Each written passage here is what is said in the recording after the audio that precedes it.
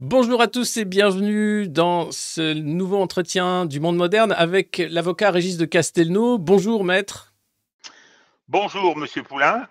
Alors aujourd'hui avec vous on va parler de ce fonds Marianne, ce fonds de plus de 2,4 millions d'euros qui était dédié pour lutter contre la radicalisation en ligne, fonds qui a été à l'époque mis en place par Marlène Schiappa et qui aujourd'hui soulève de nombreuses questions concernant l'attribution de cet argent, notamment auprès d'organisations comme Conspiracy Watch, mais aussi, on l'a vu, certaines entreprises de délégitimation d'opposants politiques qui auraient été financé via ce fonds.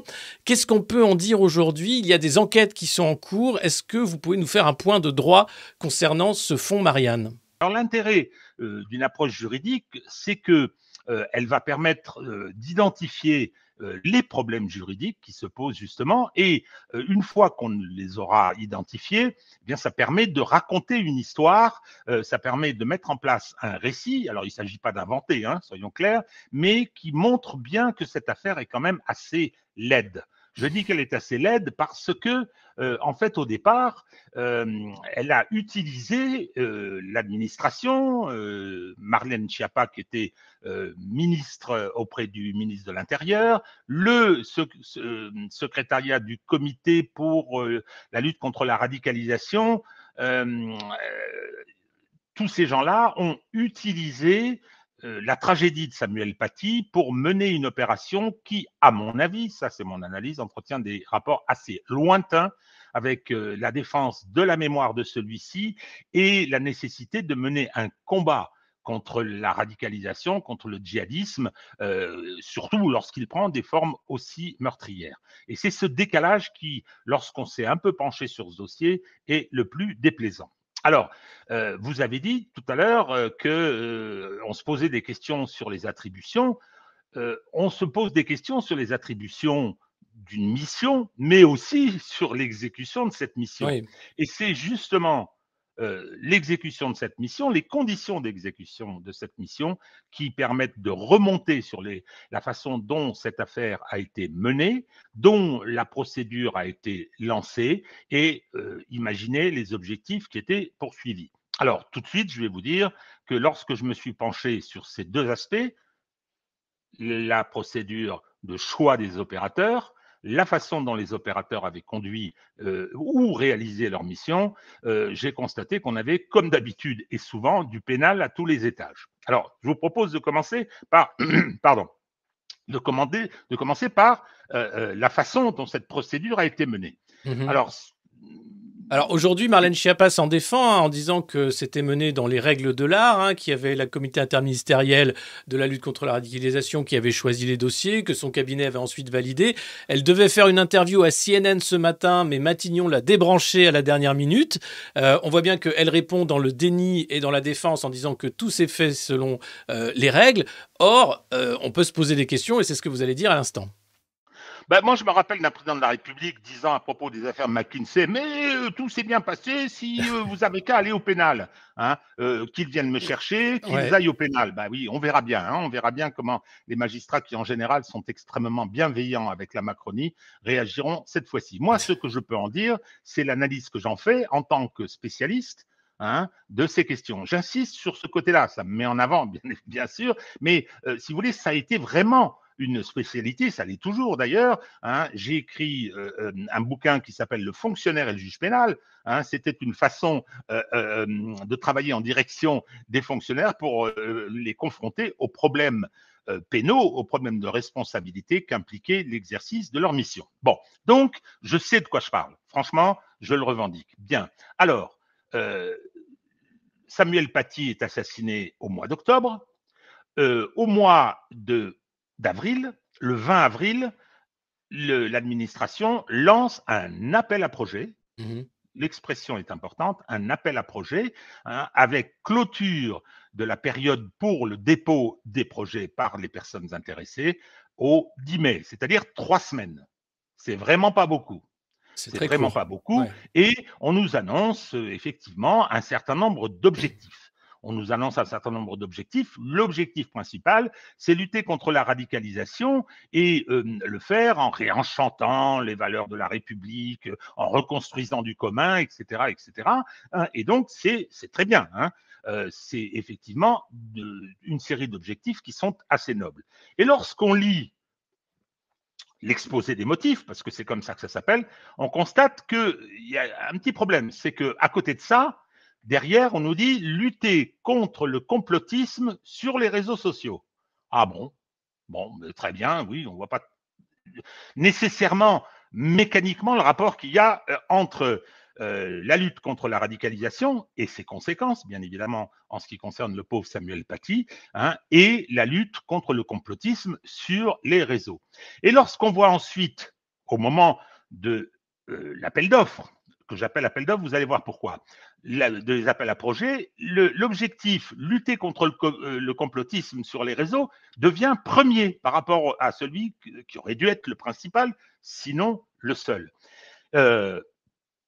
Et la procédure elle-même est curieuse. Il y a un cahier des charges très détaillé, le genre de cahier des charges qu'on retrouve lorsque l'on passe un marché public.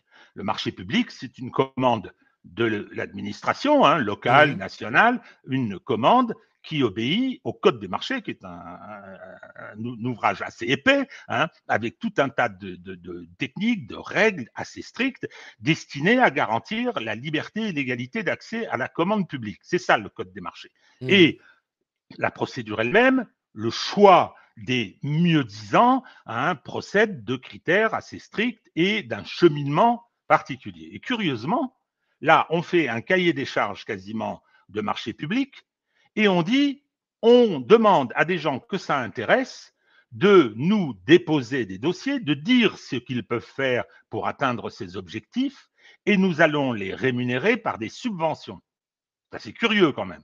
Parce que la subvention, c'est quoi? C'est lorsque vous faites quelque chose de bien pour l'intérêt général, pour la collectivité, vous allez voir l'administration et vous dites, regardez comme je travaille bien, il faut m'aider. Donc voilà ce que je fais, etc. Donc donnez-moi une subvention. Ce que font toutes les collectivités locales, enfin c'est quelque chose d'assez important comme poste budgétaire à l'échelle de la nation.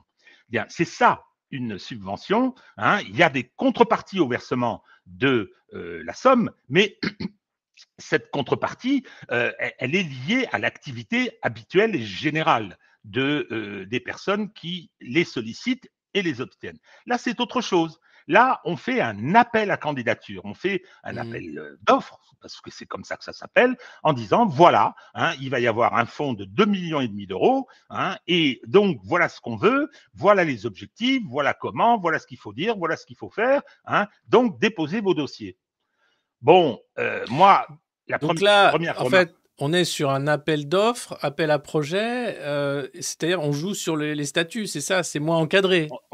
Non mais évidemment, on va sûrement y revenir dans notre discussion. C'est beaucoup moins encadré sur pas mal d'aspects, en particulier sur la notion de choix. Et ensuite, la notion d'exécution des missions. C'est pas la même chose. Je suis désolé. Alors, première observation que je fais, moi, quand je me suis penché sur ce dossier, je me suis dit, mais qu'est-ce que c'est que cette histoire? Ça, c'est un marché public. On définit des objectifs, des besoins, on définit un cahier des charges et on définit une rémunération. Ah bon, donc c'est un marché public. Or, que dit la loi française? Elle dit que lorsque on doit passer un marché, l'utilisation du code des marchés, le respect de la loi est impératif. C'est-à-dire que vous n'avez pas le choix. Vous ne pouvez pas dire, on va faire ça au bar du coin sur un coin de table. Non, non, non, non. Vous devez faire un certain nombre de choses. Et là, qu'est-ce que je constate?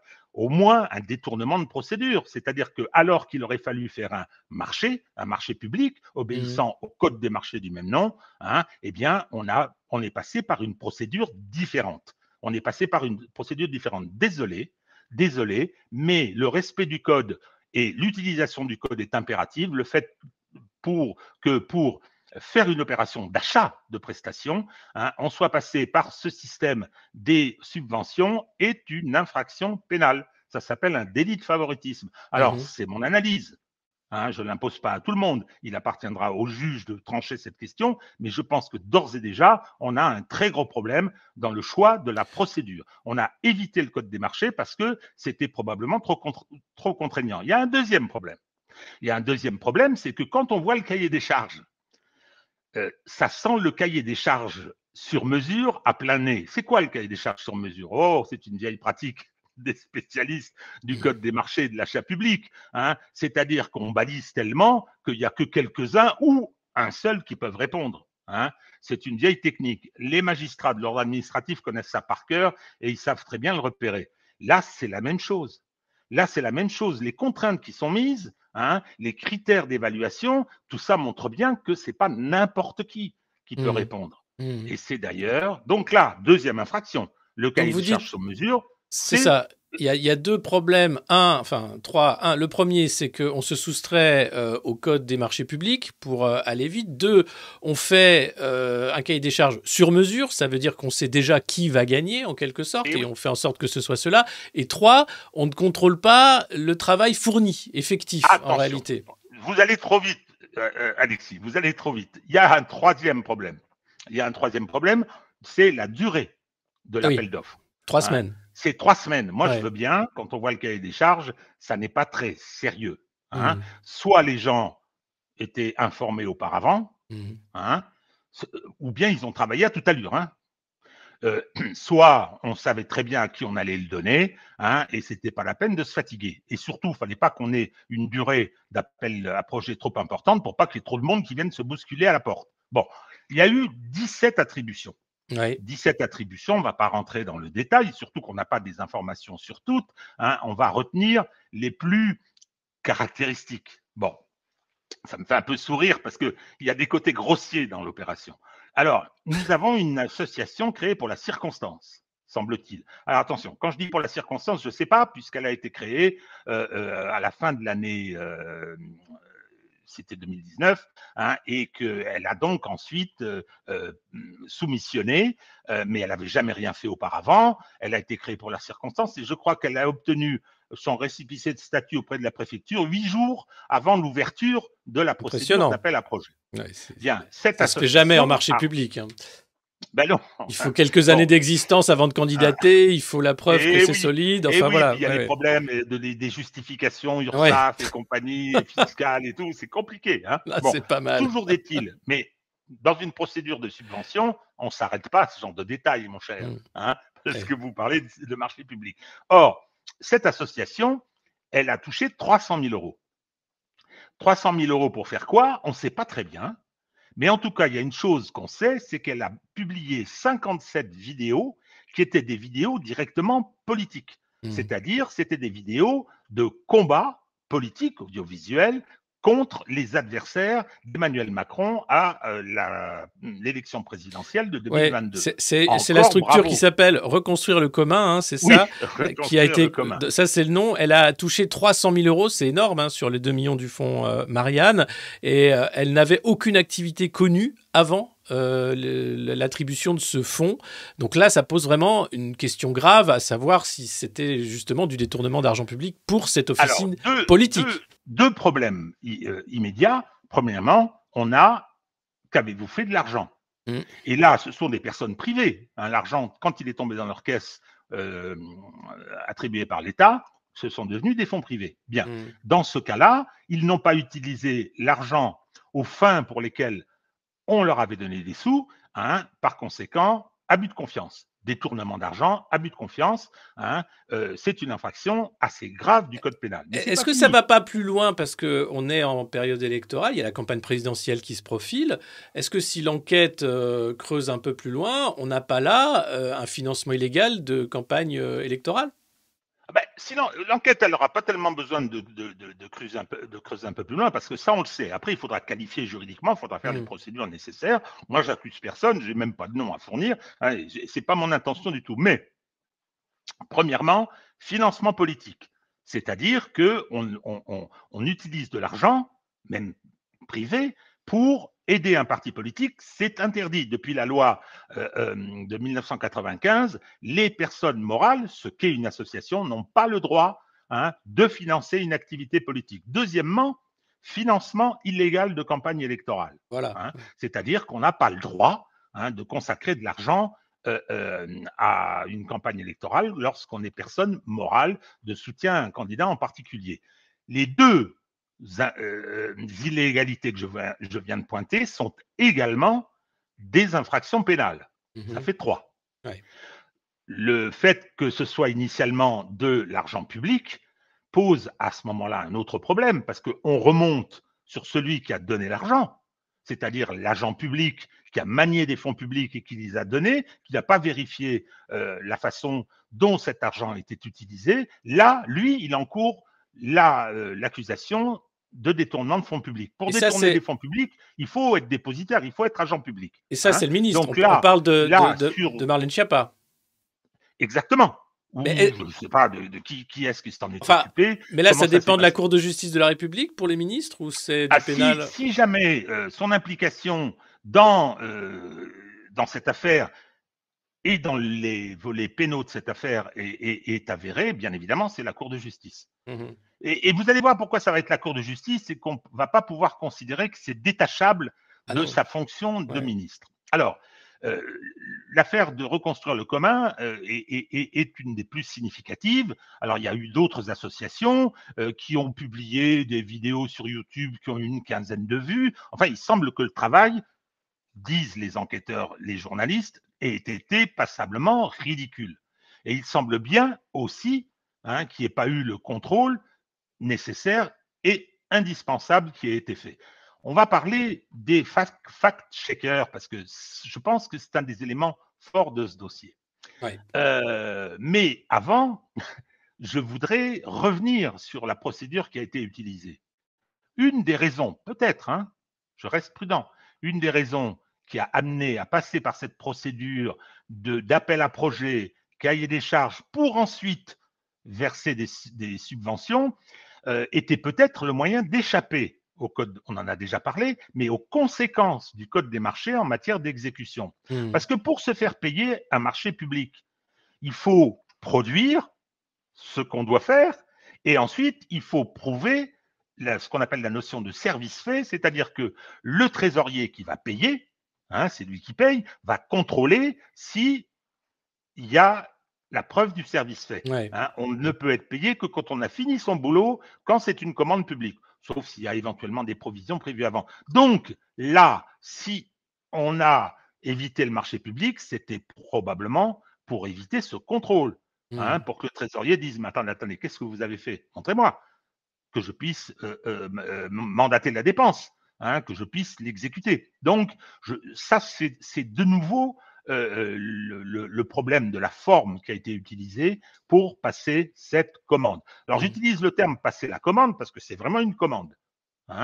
C'est pas ce que dit, et là j'en viens au fact-checker, c'est pas ce que dit l'un d'entre eux, qui est Rudi Reichstadt, qui assez astucieusement d'ailleurs dit mais pas du tout, c'est pas une désignation de complaisance, il a touché 60 000 euros. Oui, Conspiracy Watch. Conspiracy Watch. Oui, pardon, excusez-moi.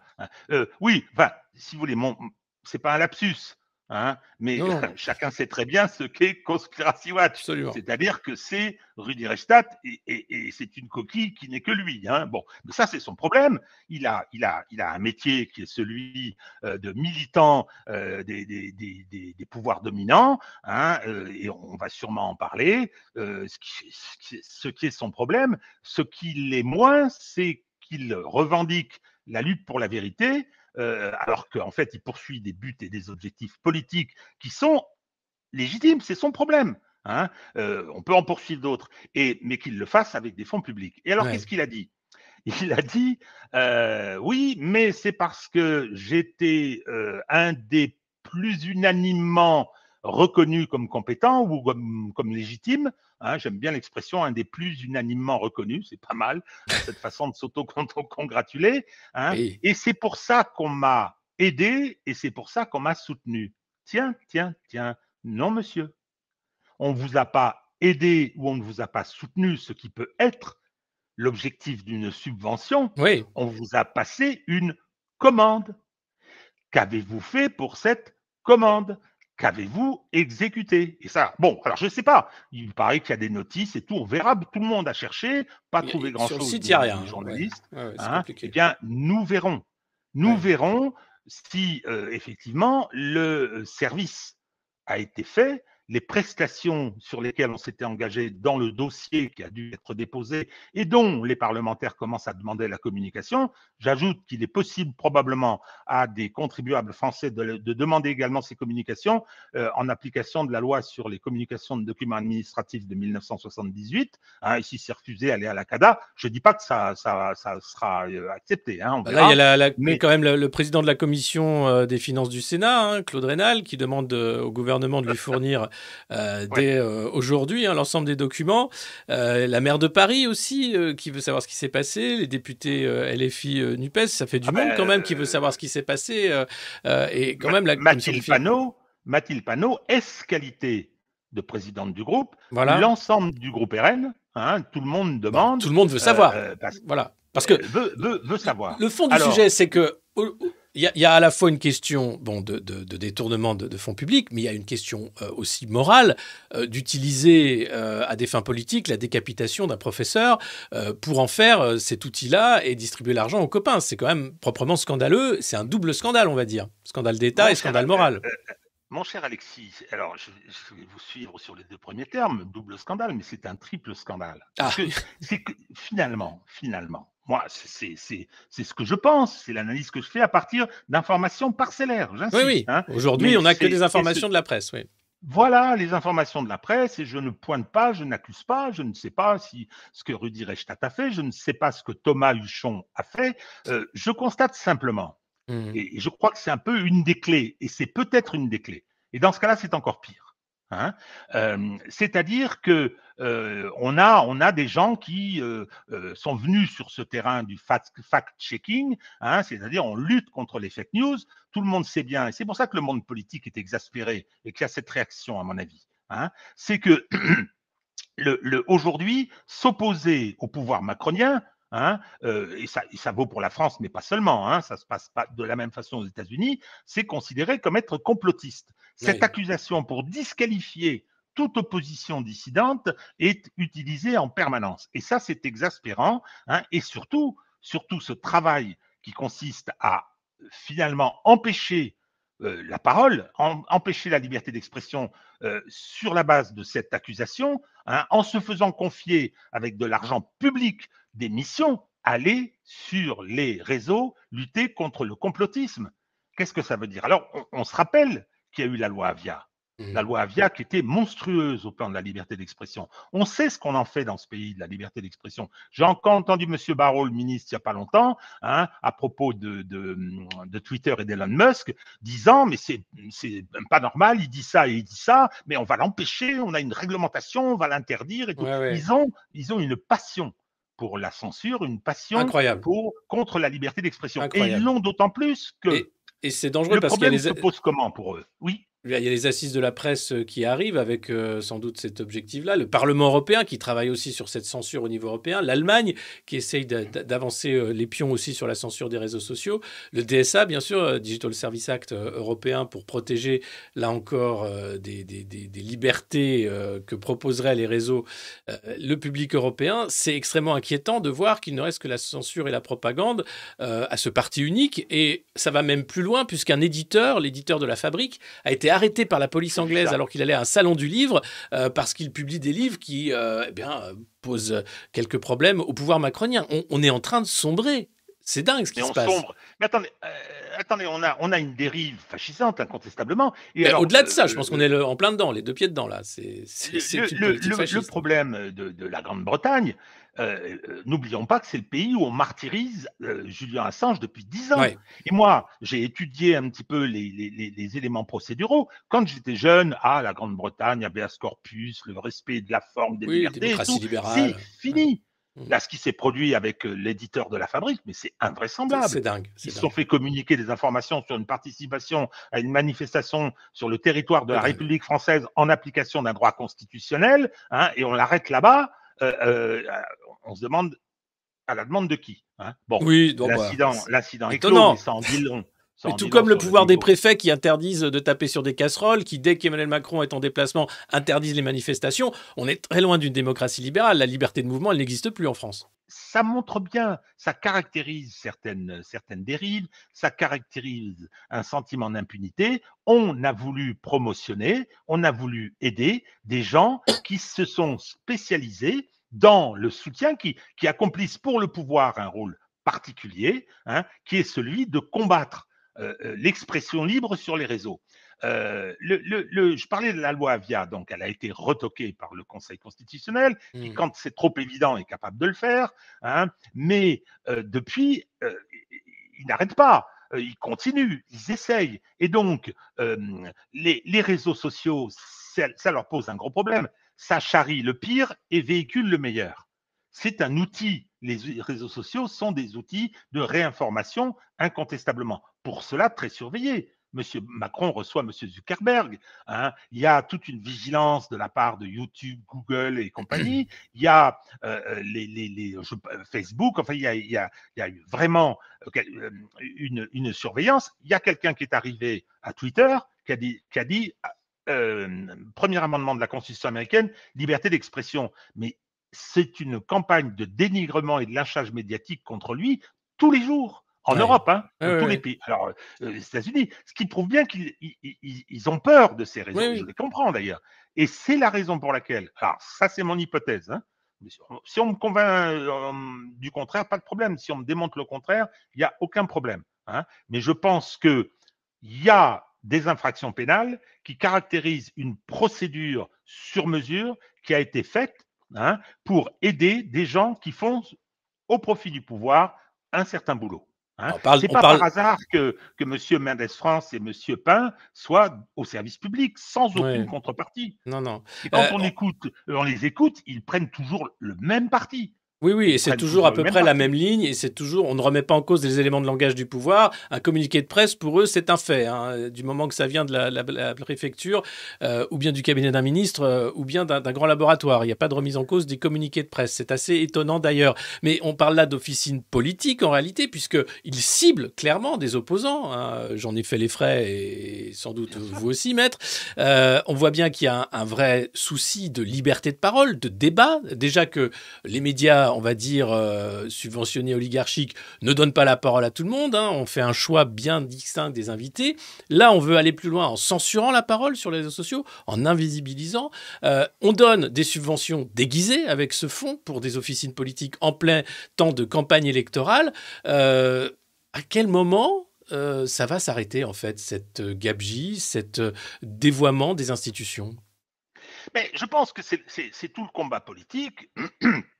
Et c'est une question, bien évidemment, de rapport de force. Alors là, je pense que l'affaire du fonds Marianne qui exprime cette réalité-là, c'est, je pense, je suppose, je subodore, hein, que c'est une opération destinée à ça, qui est mener le combat contre la réinformation sur les réseaux. Ça, c'est une autre histoire. Aujourd'hui, alors en parlant de la justice, le cabinet de Marlène Schiappa se défend aujourd'hui et dit que parler de détournement d'objets ou de financement de campagne est faux et mensonger. Et ils disent qu'il y a une enquête administrative de l'inspection générale des affaires sociales qui permettra de faire toute la lumière et de déterminer les conditions de fonctionnement et d'attribution des subventions. Mais qu'est-ce que vient faire l'IGAS, l'inspection générale des affaires sociales, dans cette affaire? Je sais pas. Je sais pas parce ça, c'est la ligne de défense du cabinet Schiappa. Oui, mais l'IGAS, on sait comment elle est composée. Hein. C'est des pantoufles pour les Madame Voynet, hein, est inspectrice générale, pour prendre cet exemple, après qu'elle ait quitté la mairie de Montreuil. Non, je crois que c'est comme l'IGPN. Ouais. L'IGPN, normalement, dans la vie courante, elle fait plutôt bien son boulot, moi, l'expérience que j'ai pu en avoir. Mais dès qu'il s'agit de la répression et des violences contre les mouvements sociaux, là, l'IGPN est une machine à tirer la couverture. Ça, c'est clair. Je pense que l'IGAS, là aussi, bon, la vraie façon d'avancer et d'aboutir à une vérité qui serait une vérité judiciaire, hein, j'insiste. Mais c'est bien évidemment que la justice fasse son métier. Quand on voit comment elle l'a fait dans Alstom, comment elle le fait dans McKinsey, comment elle l'a fait pour Bayrou, comment elle l'a fait pour Ferrand, on peut être un petit peu pessimiste. On Ouais. verra. Mais je constate simplement que on parle de l'administration qui fait ses contrôles, que le directeur du comité interministériel de lutte contre la radicalisation, il vient, comme par hasard, de saisir le procureur pour les agissements politique, de campagne politique, de reconstruire le commun. La dite Ouais. association Reconstruire le commun était, depuis les législatives, ne faisait plus rien. Hein. Ah non, elle a C'est-à-dire été qu'elle créée était en pour feu. l'occasion. Non, c'est Oui, oui. impressionnant. Hein. Ouais, ouais. Enfin, on ne sait pas, mais on Ouais. suppose. Hein. On suppose. Donc voilà. Alors que c'est Le, différent le, parce qu'il le... y a l'autre association qui a touché plus de 300 000 euros. Il s'agit de l'UCP. j'allais Alors, oublier, oui. oui, parce que c'est assez marrant, parce que, alors marrant, c'est une façon de dire, mais c'est l'Union des sociétés d'éducation physique et de préparation militaire, l'UCPPM, une association qui date du 19e. Et là, alors, ce qui est intéressant, c'est que les dirigeants actuels de cette association portent plainte contre les deux anciens dirigeants en disant que, notamment, rémunérer les dirigeants était en contradiction avec les statuts de l'association, parce que ces 300 000 euros ont servi à rémunérer les anciens dirigeants de cette association. Alors, les associations de loi de 1901, si vous voulez, les contraintes sont assez peu importantes. C'est une loi de liberté, hein, et par conséquent, on fait un peu ce qu'on veut. Sinon, il y a des principes, hein, sur les dons qu'on peut recevoir, sur un certain nombre de règles, et également sur le fait que les dirigeants statutaires, conseil d'administration, bureau, présidence, doivent être bénévoles. Les associations peuvent avoir des salariés, c'est normal. Il y a les grandes associations, tourisme et travail, vacances, voyages, loisirs, etc., hein, qui étaient à vocation sociale d'ailleurs, hein, avaient des centaines, sinon des milliers de salariés. Bon, là, en l'occurrence, les deux dirigeants de l'association, qui n'a pas fait grand-chose, semble-t-il, des missions qui lui avaient été confiées, j'insiste sur ce terme, les missions qui lui avaient été confiées. Hein, il semble qu'il n'y ait pas grand-chose, hein, et que l'essentiel de l'argent a servi à rémunérer illégalement, nous dit l'avocat des membres du bureau dissident qui ont été mis devant le fait accompli, qui n'avaient jamais entendu parler de cette somme.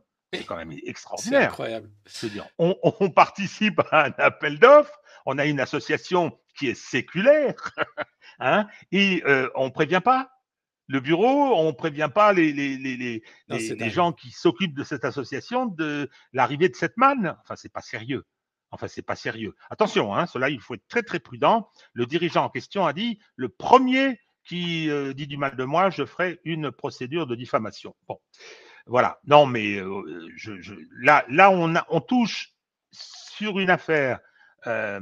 On dit scandale d'État. Non, enfin, pour moi, le scandale d'État, c'est McKinsey. Hein. Oui. Il faut quand même se rappeler qu'il y a 15 jours, hein, on a vu les dépositions des salariés de McKinsey qui ont travaillé pour la campagne d'Emmanuel Macron, qui disaient oui, on a travaillé, oui, on aurait dû facturer, oui, ça aurait dû être porté au compte de campagne. Oui. 2017. Un compte de campagne illégal, c'est aussi une infraction pénale. Et ça a pour conséquence quoi? Ça a pour conséquence le rejet du compte, hein, et le non-remboursement des frais, entre 11 et 12 millions d'euros. C'est-à-dire qu'il y a eu 11 à 12 millions d'euros qui ont été remboursés à la campagne d'Emmanuel Macron, et peut-être indûment.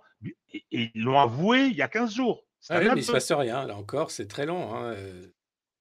Il y a tellement d'affaires. Enfin, avec Emmanuel Macron et ses sbires, on a l'impression qu'une affaire chasse l'autre, que ça s'emboîte, hein, c'est comme des poupées russes, et qu'on passe très vite à autre chose. Marlène Schiappa, dans cette affaire de fonds Marianne, a utilisé un Playboy, la couverture de Playboy, pour faire de l'esbrouf, hein, pour essayer de couvrir, je pense, ce bruit médiatique. Ça n'a pas marché, tant mieux.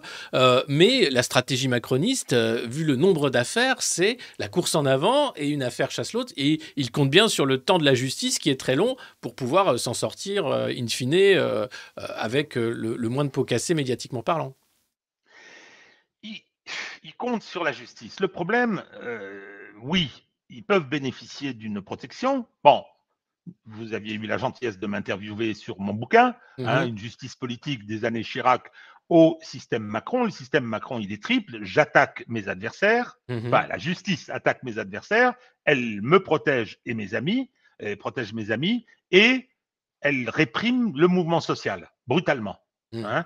Cette fois-ci, moins que le mouvement des Gilets jaunes, parce que la petite bourgeoisie est engagée. Là, c'est plus difficile. Hein, c'est plus difficile. Les Gilets jaunes s'en rappellent avec leurs 3000 peines de prison ferme pour des primo-délinquants, quand ce n'était pas des infractions tout à fait imaginaires. Donc, oui, le problème, je pense, c'est que Emmanuel Macron doit avoir un fort sentiment d'impunité. Il n'y a pas de raison qu'il ne l'ait pas, je dirais. Mais il faudrait quand même réfléchir. Et moi, je pense que ce qui se passe, y compris avec la nomination d'Éric Dupond-Moretti, que la magistrature déteste, il faut le savoir. Je pense qu'il leur a fait une provocation. Il adore ça. Hein. Mais je pense que le jour où il sera vraiment politiquement affaibli et où les grands intérêts qui l'ont porté au pouvoir en 2017 le lâcheront, à ce moment-là, la justice va le piétiner. Je pense, c'est le pari que je fais. Hein. Je peux le perdre, hein, mon cher Alexis. Oui, on va le voir un coup à boire, on a 100 jours, on a 100 jours pour finir par Waterloo. On va voir comment ça se passe. En tout cas, pour le moment, ça tient. C'est assez scandaleux, étonnant même, surtout qu'on parle là d'un deuxième quinquennat qui commence on ne peut plus mal. Et pourtant, voilà, il continue de se défendre avec des éléments de langage, avec des mensonges aussi qui sont dévoilés. Quelles vont être les étapes là, quand on parle de justice, vu qu'il y a la commission des finances du Sénat et d'autres qui ont demandé une enquête, quelles vont être les étapes de la justice pour faire la lumière sur ce fonds Marianne et l'implication de Marlène Schiappa dans la distribution de ces chèques cadeaux? Alors, de deux choses l'une. Soit ils se débrouillent, mesurant qu'ils ne peuvent pas résister à la pression demandant l'ouverture d'une procédure judiciaire, hein, et qu'ils cèdent comme ils l'ont fait avec l'affaire McKinsey. Rappelez-vous que lorsque le scandale McKinsey explose, le parquet national financier reste obstinément muet. Ah oui, oui. Ça hurle de partout, et il y a même dans Marianne, le hebdomadaire, hein, pas le fond, il y a même une pétition de magistrats disant c'est scandaleux que le PNF ne bouge pas. Ils ont fini par bouger. Oui, ça a été long. Ils ont fini par bouger en se raccrochant à une procédure de contrôle fiscal quand toute l'urgence Bercy venait de déclencher. C'était l'affaire de McKinsey qui n'avait jamais payé d'impôts, McKinsey France, hein, jamais payé d'impôts en France. Donc, mais ils font le service minimum. Alors, le problème, c'est que il a, le PNF, une compétence nationale. C'est ce qui a été voulu par François Hollande, ce qui permet de tout contrôler. Il y a la fameuse histoire de la campagne présidentielle de François Hollande de 2012, hein, où le parquet de Toulouse commence à s'intéresser aux conditions de son financement. Le parquet national financier a débarqué dans les 8 jours. Ils sont repartis avec le dossier en disant c'est notre compétence technique, hein, financière, et on a une compétence nationale. Hein, donc votre compétence territoriale doit céder. Là, de deux choses l'une, soit le PNF s'empare de l'affaire, auquel cas je pense que c'est Château de la Belle au Bois dormant pendant longtemps, soit c'est le parquet de Paris.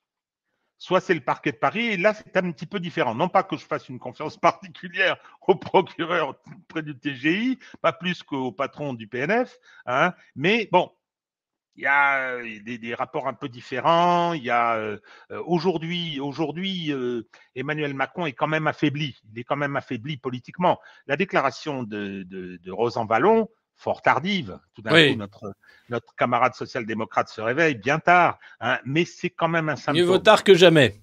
Oui, et puis je pense que ça raconte une autre histoire que le simple point de vue que voulait exprimer Rosan Vallon. Hein, qui était impeccable, hein, une analyse qui était très bien faite, hein, mais je pense que c'est pas par hasard hein, que ça vient maintenant. Donc ça aussi, la question judiciaire, c'est jamais neutre, jamais complètement objectif et surtout jamais complètement impartial. Et là, vous pensez que les juges envoient des messages subliminaux à Emmanuel Macron en disant bon là, les lignes rouges ont été franchies, il va falloir un peu se calmer? Je sais pas du tout. Faut pas oublier que le système français, on a un bloc élitaire et on a une haute fonction publique, judiciaire y compris, qui est très, je veux dire, organique, quoi. C'est un Mmh. corps qui va au-delà. On a 4 cours suprêmes dans notre pays. On a Conseil d'État, Conseil constitutionnel, Cour de cassation et Cour des comptes. Euh, bon, c'est un ensemble. Regardez qui est président de la Cour des comptes, Monsieur Moscovici. Regardez qui est président du Conseil d'État. La décision de validation de la loi retraite, elle a été Ouais, rédigée par des conseillers d'État. C'est eux ouais, qui font le secrétariat du Conseil constitutionnel. C'est pas Alain absolument. Juppé qui a fait ça. Il ne faut pas s'imaginer, ou Laurent Fabius. Ce sont ces magistrats qui l'ont fait. Donc, tout cet ensemble est quand même très lié au système Macron. Ça fait 6 ans qu'il est là. Ah Beaucoup oui. de nominations ont été De faites par non-juristes, lui. Et d'anciens ministres non-juristes qui ont été là pour service rendu. On voit bien bien qu'il y sûr, a une bien sûr. mainmise par le fait de placer les préfets aussi, de nouvelle génération de préfets Darmanin qui est en train d'arriver. L'État, en fait, se macronise en 6 ans. Ça a permis l'installation de ces coucous du consulting un peu partout et de faire en sorte que chacune de leurs actions soit validée alors qu'elles sont anticonstitutionnelles parfois. Et puis regardez où est-ce qu'ils vont piocher leurs compétences. Si on prend les magistrats, il y a l'École nationale de la Ouais. magistrature, qui a une sociologie particulière. Ce sont des couches moyennes, elles sont influencées par une idéologie, par une culture, elles sont toutes abonnées à Libération et à Télérama. Je veux dire, quand elles sortent de cette école, elles sont formatées un petit peu comme ceux qui sortent des écoles de journalisme. C'est les mêmes générations, ils ont reçu Mmh. la même éducation Mmh. primaire et secondaire, et ils sortent de l'école, je reste sur l'ENM, au bout de 3 ans. Donc, ils ont bac+5, ils passent le concours, qui n'est pas le plus difficile. Ils rentrent à l'ENM, ils sont entre eux, et au bout de 3 ans, ils sortent avec un permis de juger, sans aucune expérience sociale. Et Mmh. ensuite, ils continuent à vivre de façon assez endogamique, quoi. Je ne vais pas le leur reprocher, c'est pas les seuls, c'est pas les Non, non, seuls il à y a être beaucoup de du métiers qui sont dans corporatisme. ce Mais le cas-là également. Ouais. problème, c'est qu'il faudrait ouvrir tout ça au tour extérieur, il faudrait changer tout ça, il faudrait adopter ce que font certains pays, c'est-à-dire on prend des gens qui ont 40 ans, qui ont une autre expérience de vie, des avocats qui ont réussi, et non pas comme on fait actuellement des avocats qui ont raté, etc. Enfin, on essaye de faire un brassage social qui permette à la magistrature d'être plus en prise avec la nation. Et puis autre chose, on lui donne des moyens. La pauvreté de la justice française, mais c'est un scandale. On est le dernier pays d'Europe. Ouais. On a des taux de budgétaires par habitant pour la justice qui est le 5e de ce que l'Allemagne consacre à sa propre justice. Mmh. Alors sur cette affaire, pour revenir, à nos moutons, cette affaire du fonds Marianne, quels vont être, les moyens de défense, aujourd'hui de Marlène Schiappa? Est-ce que vous pensez qu'elle est vraiment là dans, la tourmente et qu'elle va avoir du mal à s'en sortir? Je prends pour exemple le fait qu'Elisabeth Borne, l'ait empêchée de parler à CNN, ce matin à New York, alors qu'elle est à New York. On a l'impression que le gouvernement veut d'abord l'invisibiliser, ensuite la faire taire et gérer cette affaire autrement, un peu comme dans les soucis de famille, on va dire. Alors, le problème, c'est que dans le scandale qui s'est déclenché, c'était d'abord, et c'est normal, c'est le jeu, c'est comme ça que ça fonctionne, c'est un carton sur une personne qui est quand même décorative, quoi. Il faut dire les choses comme Bah, elle elles écrit beaucoup sont. de livres, on se demande quel est son Oui, travail oui, Marlène effectif de Schiappa, ministre, hein. elle C'est est. beaucoup de Allez, livres. je vais être obligé de faire un aveu.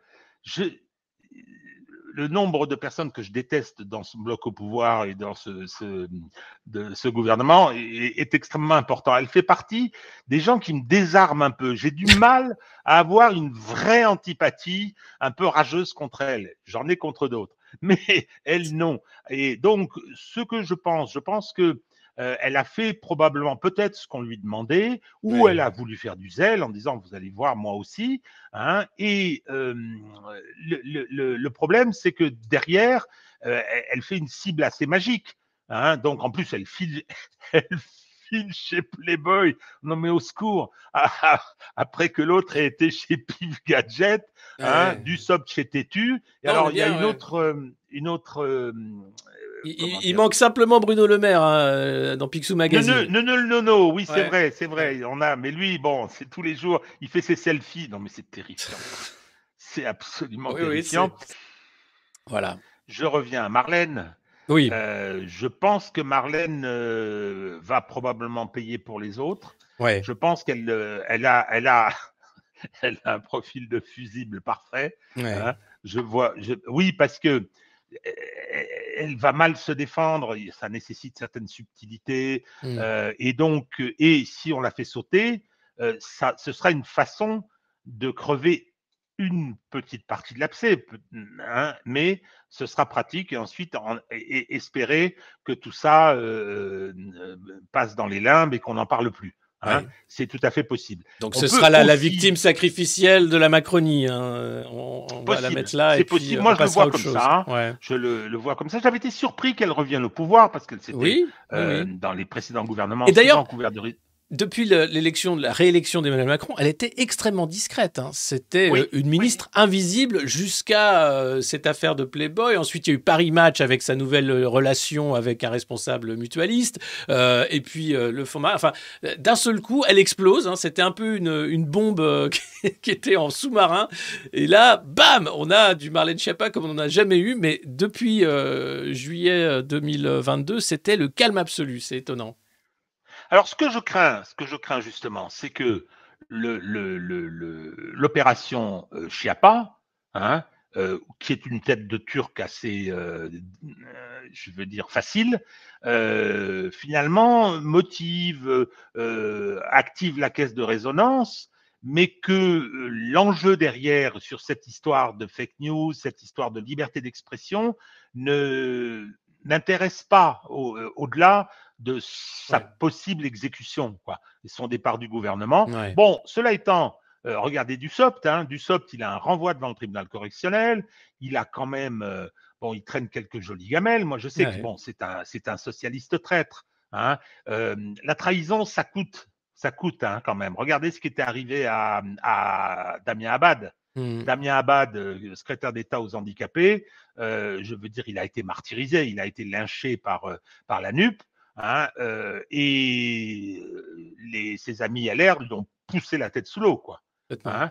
Donc Dussopt, malgré ça, il avait beaucoup d'éléments qui auraient pu le rendre très fragile et le faire sauter. Alors peut-être qu'on attendait qu'il ait fini la loi sur les retraites. Sans doute. Hein. Mais ils sont capables de rester, hein. Ils sont capables de rester très longtemps. C'est ce qu'on voit depuis Olivier Véran, qui est porte-parole maintenant, enfin, qui a été un des pires ministres de la Santé pendant la crise sanitaire, rapport après rapport qui montre les manquements qu'il y a pu avoir, les différents mensonges, le voilà porte-parole. Donc c'est vraiment ça. La question, je pense que les Français se posent aujourd'hui, c'est... Et Salomon qui part à l'OMS. À l'OMS, tout comme Agnès Buzyn avait fait un petit tour par l'OMS. Mais les Français se posent la question actuellement du pouvoir. Quel pouvoir avons-nous face à cette horde de conflits d'intérêts, d'entre-soi incroyables qui sautent d'une affaire à l'autre sans jamais être inquiétés? On a l'impression qu'il y a, je sais pas, un pins d'immunité, un totem d'immunité auprès de cette équipe qui ne tombe jamais, quasiment jamais.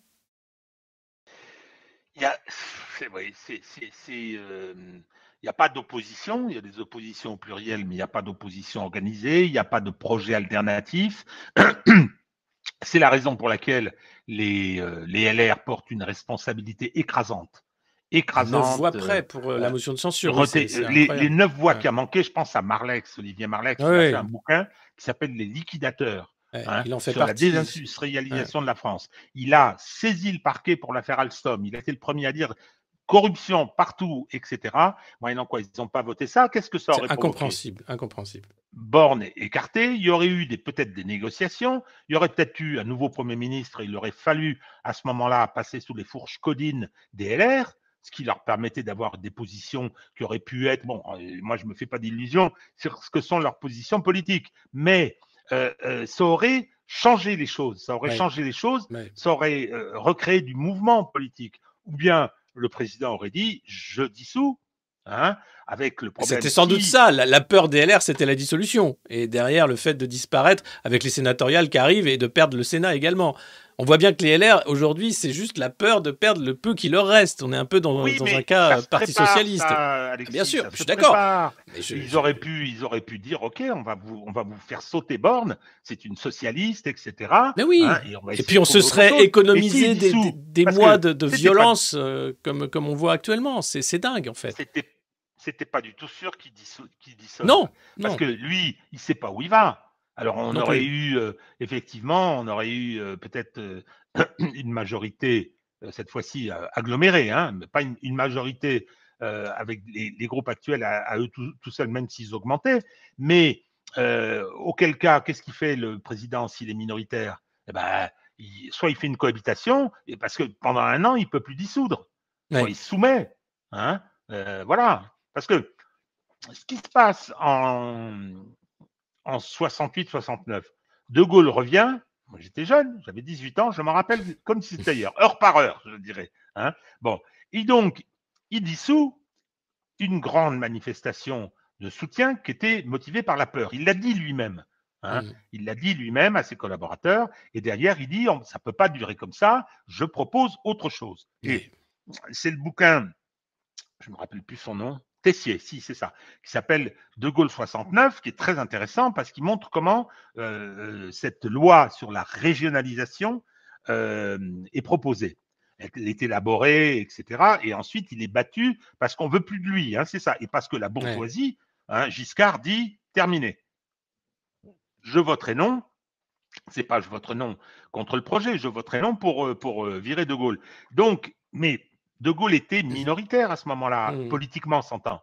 Il a gagné les législatives parce que la bourgeoisie, les couches moyennes ont eu peur, hein, mais il est resté minoritaire, la preuve, en 69. Donc, on a eu une mécanique très démocratique d'ailleurs, hein, et qui fait que, bon, il y a eu un changement. Hein, alors, c'est pas celui que j'aurais aimé, hein, bien évidemment, mais et là, si les LR avaient fait ce qu'ils devaient, leur devoir, c'est-à-dire s'ils avaient renversé ce gouvernement, ça rouvrait un certain nombre de champs de possibles politiques. Après, la bonne chose dans tout ce malheur, ça montre finalement la finitude de la Ve République telle qu'elle est maintenant, aujourd'hui, après ces nombreux amendements.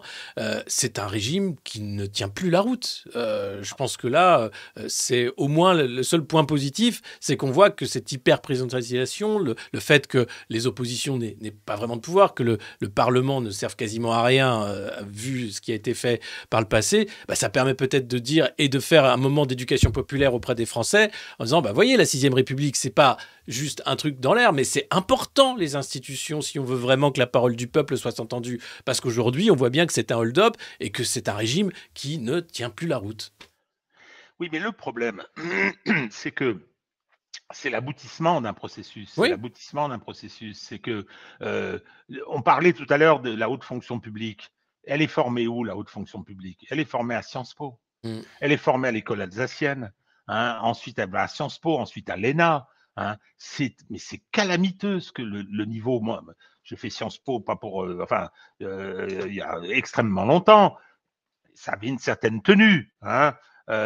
Donc, mais là, aujourd'hui, c'est un peu dramatique. Et je reviens à Emmanuel Macron, que la haute fonction publique qu'il a choisie, qu'il a sélectionnée, derrière Jean-Pierre Jouyet, Attali, Minc, etc., qui l'ont choisi, qui ensuite l'ont présenté, je pense à François Hollande aussi, l'ont présenté aux grands intérêts, qui l'ont adoubé. Ça, c'est mon schéma. Ça peut paraître schématique, mais je pense que c'est comme ça que ça a fonctionné. Oui, et dernier point, il a eu un raid judiciaire pour disqualifier son adversaire, ce qui lui a ouvert les portes du pouvoir.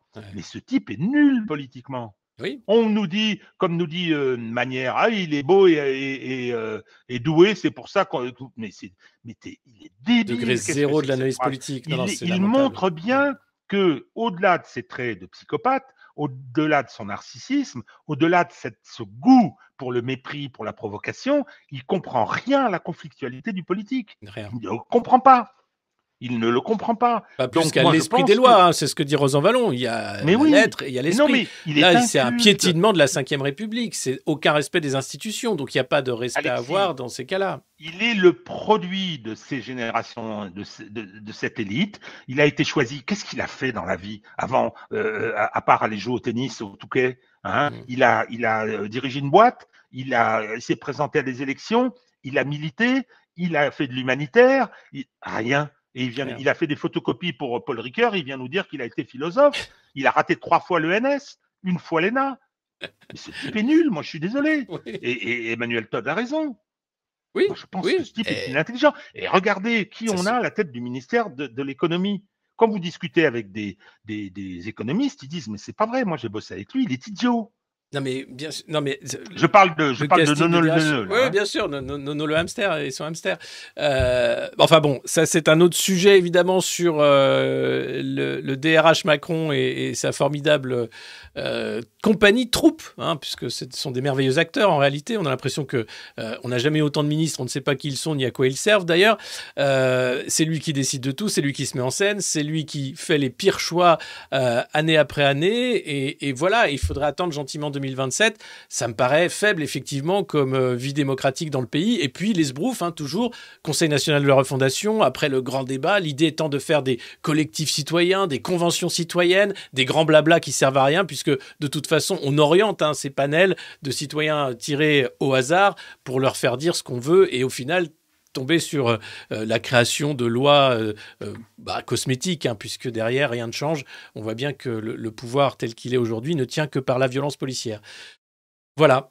Oui, sauf qu'il y a un an, au mois d'avril, le 22, je crois, Ouais. hein, il y a eu une élection présidentielle et que Emmanuel Même... Macron a fait 58% des voix. Eh oui. Hein, donc, après une campagne qui a été Inexistante pour lui. importante, intense, furieuse par certains côtés, car 58% des voix. Alors, moi, je pense que le problème qu'a la France aujourd'hui, en pagaille, mais un de ses problèmes importants, qui lui l'a pointé, c'est que les couches populaires, soit elles ne votent pas et se sont déconnectées, soit ce qu'elles votent RN, avec les limites de ce vote, etc. Je crois pas à un danger fasciste, c'est pas ça, c'est pas sérieux, mais voilà, c'est un vote stérile. Bon, donc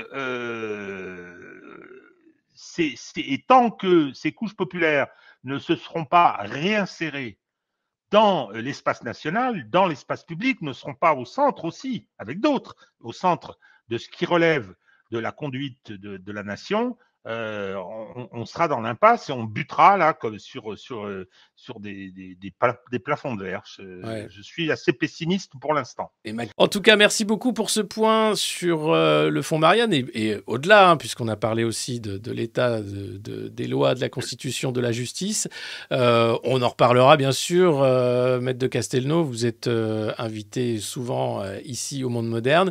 Et puis, on peut vous retrouver aussi avec vos livres. Le dernier, c'est Une justice politique. Il y en a un autre en préparation actuellement ? Non, enfin, si, s'il y en a un, mais c'est comment dire, c'est pas un livre de mémoire, mais bon, je regarde le monde tel qu'il tourne, ça me passionne et on le voit bien là. Mais bon, voilà, je pense que l'expérience d'engagement que j'ai eue mérite peut-être d'être racontée en ce qu'elle éclaire aussi le présent. C'est très présomptueux, mais ce serait peut-être quelque chose autour de ça, parce que je pense qu'il y a des leçons à tirer et peut-être à récupérer qui pourraient donner un petit peu d'optimisme dans une situation où effectivement partout où on regarde, l'horizon est bouché. Donc voilà, ce serait peut-être de raconter certaines choses en montrant qu'il y a eu d'autres moments où on pouvait avoir l'impression que c'était bouché, on pouvait avoir l'impression d'impasse, on a pu croire à certaines choses. Je pense à 1980 avec l'arrivée de François Mitterrand et de l'union de la gauche entre guillemets au pouvoir. Donc voilà, c'est peut-être ça.